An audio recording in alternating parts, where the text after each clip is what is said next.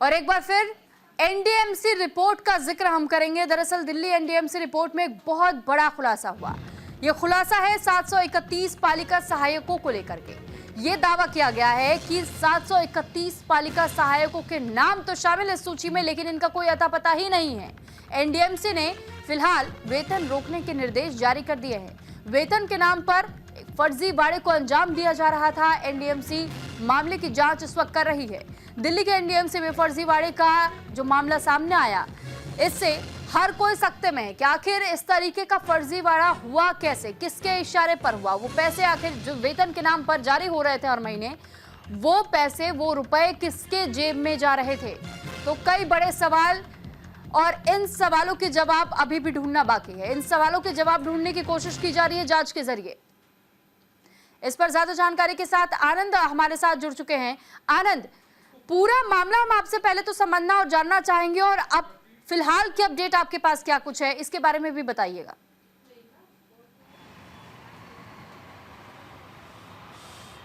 देखिए, पहले जो चीजें मैं आपको स्पष्ट करूं, जो एनडीएमसी का एक लेटर सामने आया है ऑफिस ऑफ डायरेक्टर पालिका केंद्र के, यहीं P1 यानी पर्सनल 1 और 3 दो विभाग इनके पास है, जिसमें से एक लेटर लिखा गया है 3 तारीख को, यानी कल लेटर लिखा गया, जिसमें यह बताया गया है कि 8137 यानी जो पालिका सहायक है 8137, उनमें से 7403 पालिका सहायकों की डिटेल मिल चुकी है। लेकिन जो अभी भी जिनकी डिटेल नहीं मिली है 734 माफ कीजिएगा 34 पालिका सहायक हैं, जो कि डिटेल उनकी नहीं मिली है 41 डिपार्टमेंट से। यानी जो सैलरी है वो कैसे गई, और जो इसके साथ साथ है जो 41 डिपार्टमेंट में है, जो सैलरी इनको नहीं, डिटेल इनकी नहीं है कि कहां पोस्टिंग है, कहां पर ये कार्य कर रहे हैं। और उसके साथ आप देखेंगे तो कहीं ना कहीं जो चीजें सामने निकल कर आई हैं कि वो कि 734 की सैलरी तुरंत रोकने को लेकर विभाग ने बोला है।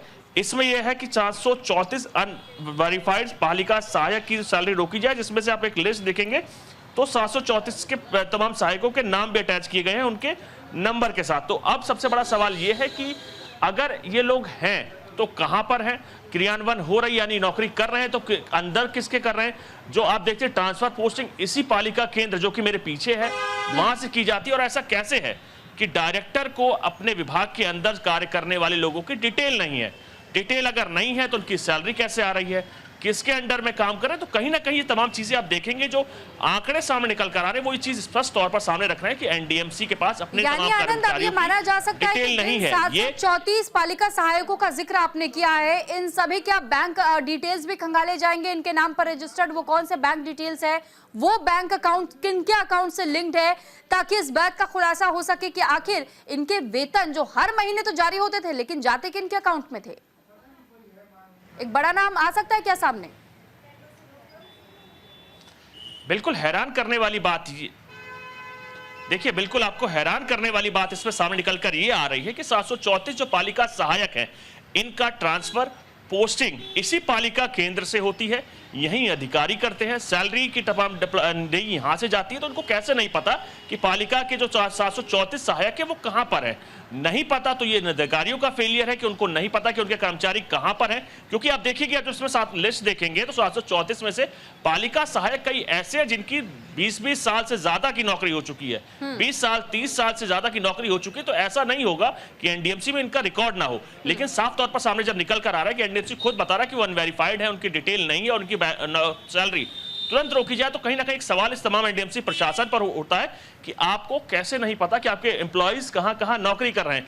अगर आपको नहीं पता तो जो डायरेक्टर ने ये लेटर लिखा है, कुलजीत चहल वाइस प्रेसिडेंट हैं इसके, डीपी सिंह, दिनेश प्रताप सिंह मेंबर हैं, वो लोग आइए, मैं ऑफिस के बाहर खड़ा हूं, मैं आपको बता सकता हूं कि आपके कई लोग कहां कहां डिप्लॉयड है। ये सबसे हैरान करने वाली बात है कि विभाग को खुद नहीं पता कि उनके कर्मचारी कहां डिप्लॉयमेंट है। वही कर्मचारी जो कि इस जो 734 में से नाम आया, उसमें कई ऐसे हैं जो इसी मंत्रालय यानी कहीं इसी विभाग के अंदर यानी एनडीएमसी के पालिका केंद्र के अंदर ही अलग अलग विभाग में नौकरियां कर रहे हैं। जो ये आंकड़ा जो है 734 तमाम पालिका सहायकों का, ये हैरान करने वाला है कि अधिकारियों को अपने कर्मचारियों के बारे में नहीं पता, वो कहां पर ड्यूटी दे रहे हैं, किस विभाग में कर रहे हैं। और कई ऐसे कर्मचारियों के रिकॉर्ड सामने रखे गए हैं जो 15-20 साल से वर्किंग दिखाए गए हैं, लेकिन उनके डेटा नहीं है एनडीएमसी के पास में। लेकिन सवाल तो ये भी है कि अगर 15-20 साल से कोई भी व्यक्ति वर्किंग है तो फिर ऐसे में सवाल यही उठता है कि अटेंडेंस की प्रक्रिया होती है और सीसीटीवी से भी मॉनिटरिंग रखी जाती है, उनका पूरा ब्यौरा लिया जाता है, किसने कितनी छुट्टियां ली है। जो इतनी बड़ी जो जानकारी होती है, आखिर ये कैसे दबाई जा सकती है?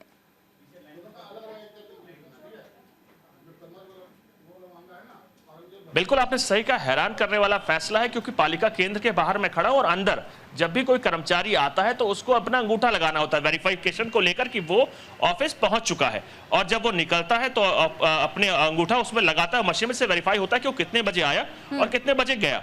उसके साथ साथ वो जिस डिपार्टमेंट में अटैच होता है उसके अधिकारी उसको जानते हैं कि मेरे अंडर में इतने इतने अधिकारी, इतने कर्मचारी कार्य कर रहे हैं।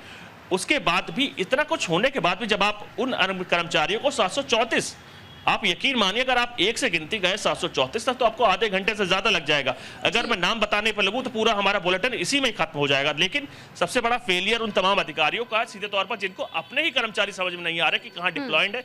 और आप देखिए इसमें एक से बढ़ के एक दिल्ली बीजेपी के नेता, चाहे आप चहल की बात कीजिए, अरविंद केजरीवाल की बात आते ही कुलदीप चहल कुछ इस प्रकार आक्रामक हो जाते हैं कि आप देखने लायक उनकी आंखें बिल्कुल जगमगा जाती है कि मुद्दा यही था और मैं इसके लिए पहले से बैठा हुआ था।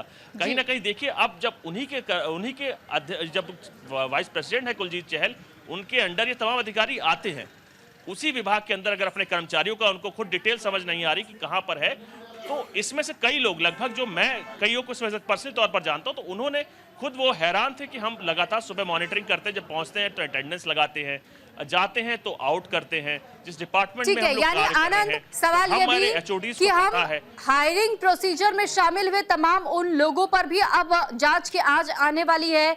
वो लोग भी नपेंगे क्या जो अकाउंट्स डिपार्टमेंट था? क्योंकि अगर आप किसी के नाम पर सैलरी जारी करते हैं तो आपके पास पूरा ब्यौरा होता है, पूरा डेटा होता है, बिना क्रॉस चेक किए, बिना वेरीफाई किए आप कैसे हर महीने किसी के खाते में वेतन डाल सकते हैं?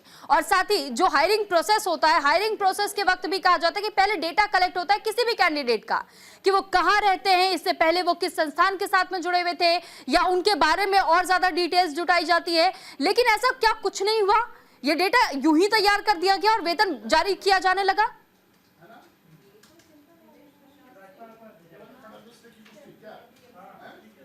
बिल्कुल हैरान करने वाली बात है कि कैसे ये जो लेटर सामने आया है, जो अनवेरिफाइड हो रहे हैं 734 लोग कैसे हैं। आप देखिए सुरभि, आप भी काम कर रहे हैं और हम भी काम कर रहे हैं। हम जब ऑफिस पहुंचते हैं तो हमें अटेंडेंस लगानी होती है, अटेंडेंस बायोमेट्रिक होती है, अंगूठा सबका एक नहीं होता। जो अटेंडेंस वेरीफाई होता है कि हम इतने बजे ऑफिस में आए हैं और इतने बजे गए हैं, उसके साथ हमारे एक डिपार्टमेंट का HOD होता है जो डेली बताता है कि आपको ये करना है, तो हम उसी अनुसार आगे कार्य करते हैं। तो इसी के तर्ज पर भी NDMC में भी बायोमेट्रिक सिस्टम है कि जो भी कर्मचारी आएगा वो पहले अटेंडेंस लगाएगा कि मैं इतने बजे पहुंचा हूं, और निकलेगा तो मैं इतने बजे निकला हूं। सीधे तौर पर हर एक कर्मचारी का डाटा इनके पास है, CGHS कार्ड से लेकर हर चीज इनका वेरीफाइड है। इन पे बस अधिकारियों की सबसे बड़ी गलती इसमें यह है कि अधिकारियों को खुद नहीं मालूम कि उन्हें कहां पर ट्रांसफर पोस्टिंग कर रखी है इनको, जबकि ट्रांसफर पोस्टिंग की भी जिम्मेदारी इसी पालिका केंद्र के अंदर है, क्योंकि पालिका केंद्र NDMC का हेडक्वार्टर है। चेयरमैन से लेकर वाइस चेयरमैन, सदस्य से लेकर तमाम डायरेक्टर्स इसके अंदर बैठते हैं। जब एक डायरेक्टर लिखता है सीधे तौर पर कि 734 कर्मचारियों को डिटेल नहीं मिल रही, तो ये सवाल NDMC के ऊपर है कि आप कैसे प्रशासन चला रहे हैं। और आप देखिए प्रशासन का आलम NDMC एरिया में आप देखेंगे तो खुद हैरान हो जाएंगे कि तमाम भ्रष्टाचार का अड्डा इस वक्त NDMC बन चुका है। सीधे तौर पर आप मार्केट में जाए, जनपद, मेरे यहाँ से बगल की मार्केट है, वहां पर देखें तो अतिक्रमण का आलम यह है कि जितनी दुकानों की परमिशन थी उससे 4 से 5 गुना ज्यादा दुकानें लग रही हैं। सड़कों पर कब्जा कर रखा। जनपद मार्केट की बात करें, सरोजनी नगर की मार्केट की बात की जाए तो जितनी दुकानें सीधे तौर पर लॉट है उससे ज्यादा लीगल तौर पर उससे डबल से 4 गुना ज्यादा इलीगल वहां बैठी होती है। आप देखिए किसी मार्केट में जाइए आपको पैर रखने की जगह नहीं मिलेगी। अतिक्रमण का आलम यह है कि डिपार्टमेंट एनफोर्समेंट यहाँ बनाया गया है, उसके बाद भी क्या आलम है आप समझ सकते हैं क्या कारण है कि एनफोर्समेंट कार्रवाई नहीं कर रहा। पार्किंग को लेकर देखिए, पार्किंग में हर जगह आप देखेंगे तो टेंडर्स होते हैं, लेकिन NDMC में अपने ही कर्मचारियों को लगा रखा है कि पार्किंग की वसूली की जाए। पार्किंग में भी भ्रष्टाचार के एक से एक मामले सामने निकल कर आते हैं। चलिए ठीक है आनंद, बहुत धन्यवाद आपका तमाम जानकारी हम तक पहुंचाने के लिए। और इसी के साथ फिलहाल इस बुलेटिन में इतना ही। नमस्कार।